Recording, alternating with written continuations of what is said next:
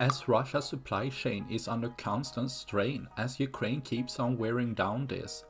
Russia doesn't do themselves any favors when they gather several supply trucks together out in the open during light hours, as they are under increased risk of getting targeted by several different weapon systems from Ukraine.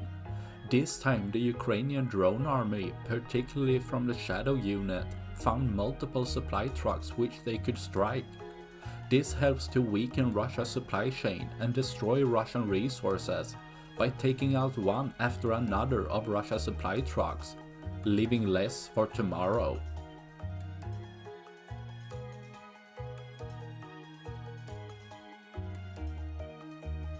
That's all I had for this video.